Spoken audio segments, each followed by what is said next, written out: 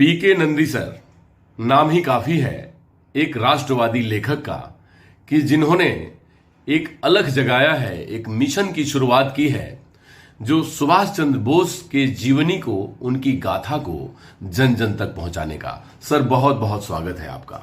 Sir आपने अभी हाल फिलहाल में ही एक पुस्तक लिखी है, उस पुस्तक का कंटेंट क्या है और वो पुस्तक में क्या उपयोगी है जो लोगों तक जाना बहुत जरूरी है? किताब एक ऐसा माध्यम है जिसके जरिए हम हजार नहीं, हम लाखों करोड़ों लोगों के तक हम पहुंच सकते। काफी किताबें लिखी गई है, लिखा जा रहा है और आने वाले दिन में भी लिखा जाएगा, लेकिन एक सहज सरल भाषा में अगर हिंदी में किताब खोजने से थोड़ा कम मिलता है। और हम खास करके जैसे अगल बगल जो हमारे स्कूल है, गवर्नमेंट स्कूल खास करके, वहां जाकर के मैं उस किताब को बच्चों के बीच दे रहा हूं कि आप उसको पढ़ो और पढ़ करके हमें बताओ कि तुम क्या पढ़। देखिए हमारा मोटो क्या है कि नेताजी सुभाष चंद्र बोस को घर घर तक पहुंचाना, उनके आदर्शों को घर घर तक पहुंचाना, चाहे जरिया कुछ भी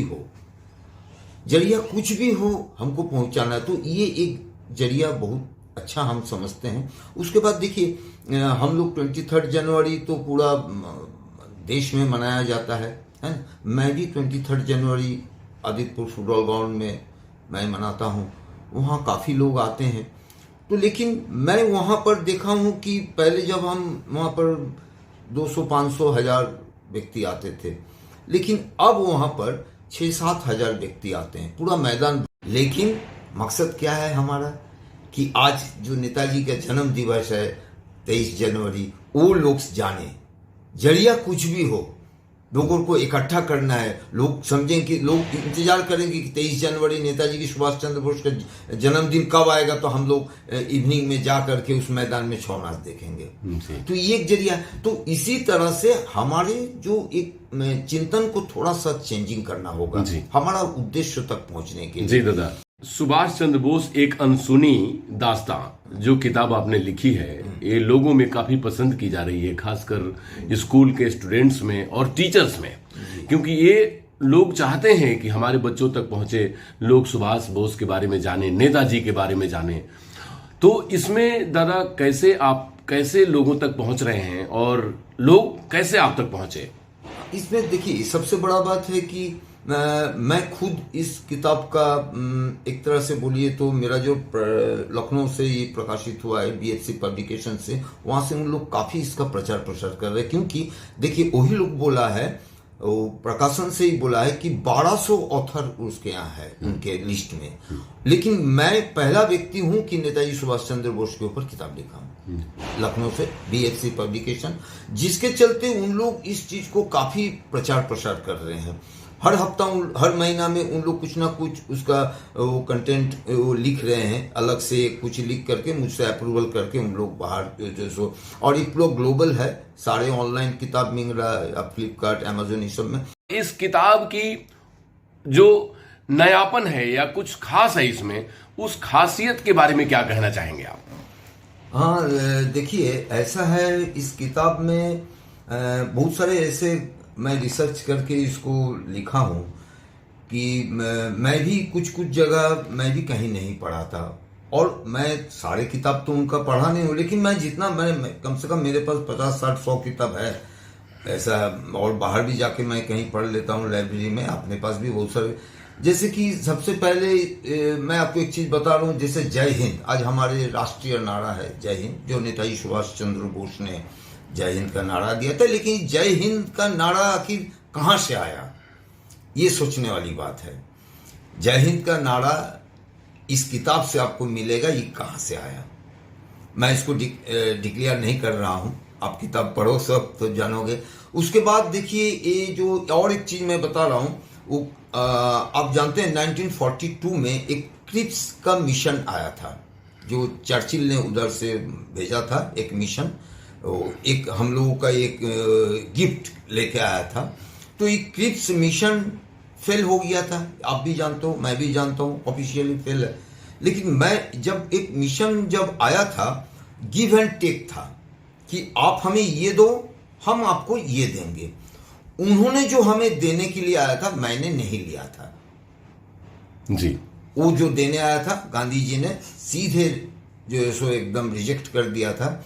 लेकिन मैं इसमें ये प्रूफ करना चाहूंगा, करने का कोशिश किया हूं कि उनका मकसद लेकिन पूरा हुआ था जी। हम उनका गिफ्ट नहीं लिए थे, लेकिन गिव एंड टेक जब था, उन्होंने अपना मकसद कहीं ना कहीं 100% नहीं होने से भी बहुत सारे परसेंटेज उनका पूरा हुआ था। एक किताब में आप पढ़िए जी। छात्रों के लिए, खासकर स्कूल गोइंग स्टूडेंट्स के लिए, कॉलेज गोइंग स्टूडेंट्स के लिए कितनी उपयोगिता रखती है एज ए लेखक, एज ए रिसर्चर के दृष्टिकोण से? इसमें देखिए, जहां तक हमारे देश का भविष्य कौन है, कल कौन हमारे देश को संभालेंगे? हमारे नौजवान, हमारे जो बच्चे आज जो स्कूल में पढ़ रहे हैं, वही लोग आगे जाके देश को संभालेंगे। तो देश को संभालने के लिए एक सशक्त आदर्श का जरूरत है। उस आदर्श के रास्ते पर चल के, फॉलो करके आप एक ईमानदार, एक सच्चा व्यक्ति बनोगे, तभी आप देश को सही तरीके से आगे ले जाओगे। तो इसके लिए आपको बहुत सारे जो हमारे महान जो नेता लोग थे, महान जो महर्षि लोग थे, उनका रचना आपको पढ़ना होगा। और आज का जो समय है, उस समय में नेताजी सुभाष चंद्र का आदर्श से ही आज के नौजवान को सही रास्ता में दिशा दिखा सकते हैं, ये मेरा मानना है। तो इसलिए मैं इस किताब में ऐसे बहुत सारे चीज मैं लिखा हूं, जैसे कि एक अनुशासन, इसकी व्यक्ति को किस तरह अनुशासित होकर रहना है। इस किताब में हर जगह आपको वो चीज मिलेगा कि नेताजी कितने महान व्यक्ति थे, उनका इतना अनुशासित वो खुद रहते थे, दूसरे को भी जो सो रहने के लिए बोलते थे। ये किताब से आपको मिलेगा। तो इस तरह का बहुत सारे उनका जीवनी के ऊपर बहुत सारे जगह में, ऐसा जगह में उनका जो दर्शाया गया है इस किताब में, वो बच्चे पढ़ने से उनका कुछ ना कुछ जरूर चेंजिंग आएगा। और देश के लिए सर्वस्व निछावर किया। आज विकासशील भारत से विकसित भारत हमारा हो रहा है, तो नेताजी को कैसे याद किया जाना चाहिए? आपको ये कैसा लगता है कि नेताजी को किस तरह याद किया जाना सबसे उपयुक्त होगा हमारे इस देशवासियों के लिए, जिनके सबों के वो नेताजी हैं और हमेशा रहेंगे? देखिए, नेताजी को याद करने के लिए वो खाली एक 23 जनवरी में लोग याद करते हैं, जगह जगह पर उनका जन्मदिन मनाया जाता है, वो काफी नहीं है। उनको याद करने के लिए आपको उनका किताबें पढ़ना होगा, उनको समझने के लिए। याद तो सभी करते हैं, नहीं करते हैं ऐसा बात नहीं है, लेकिन उनको समझने के लिए उनकी किताब, उनके खुद का लिखा हुआ किताब पढ़िए, देखिए कि वो क्या लिखे हैं। उनका जो सब कई तरह के लेटर्स है उनके, आपने जैसे कि देखिए ये एक किताब है उनका खुद का लिखा हुआ है, भारत का संघर्ष। ये आपको हिंदी में है, इसका इंग्लिश भी मिलेगा। उसके बाद ये सारे, ये देखिए एक किताब, मैं इसको हाल फिर खरीदूंगा, ये ह्यू टॉय का लिखा हुआ है। ये देख, एक ब्रिटिश भाष्यकार होते हुए भी ये इनका सबसे बड़ा दुश्मन तो ही है नेताजी सुभाष चंद्र बोस। ये देखिए उनके ऊपर क्या लिखे हैं, उनके दुश्मन देखिए उनके ऊपर क्या क्या लिखा है, क्या उनको समझा है।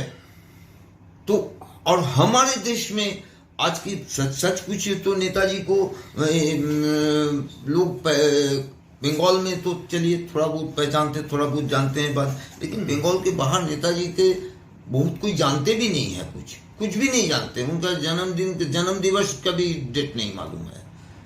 और हाँ, सच पूछिए तो कुछ व्यक्ति है जो बहुत कंट्रोवर्सी भी ला करके खड़ा कर दिए हैं। नेताजी का नाम होता तो सबसे पहले उनका कंट्रोवर्सी वाला बातें आ जाता। क्यों कंट्रोवर्सी वाला बातें आएगा? और जो है वो सब रहने दीजिए ना, उनका आदर्शों का बात कीजिए ना। मैं तो उनके आदर्शों के ऊपर एक रैली निकाला था, उनके आदर्शों को लेते हुए मैंने 92 किलोमीटर यहाँ से मुकुटमणिपुर तक दौड़ लगाया था। हमारे साथ 20-25 व्यक्ति थे जी। हम लोग भी गाड़ी में था, कभी कभी हम लोग भी चला, उतना तो हम एथलेटिक्स नहीं है, लेकिन एक 22 व्यक्ति का एथलेटिक्स लेके जमशेदपुर से मुकुटमणिपुर 92 उनके आदर्श वार्ता को लेकर दौड़ लगाए थे। तो इनके आदर्शों के बारे में सोचिए, वो कंट्रोवर्सी एकदम एकदम हटा दीजिए। हम कहेंगे कोई भी व्यक्ति अगर नेताजी की बात कर रहे हैं, कोई व्यक्ति आकर कोई कंट्रोवर्सी वाला बात करते तो उसको चुप करा दीजिए कि ये रहने दीजिए। दूसरा बात कीजिए, उनकी समुंदर के जैसा उनका जीवनी है। एक समुंदर का पानी खत्म हो जाएगा लगता है, लेकिन उनका जीवनी कभी खत्म नहीं होगा। इतना लंबा, इतना कुछ अपने जीवन में करना में किए कि वो हिमालय भी छोटा पड़ जाएगा उनके सामने।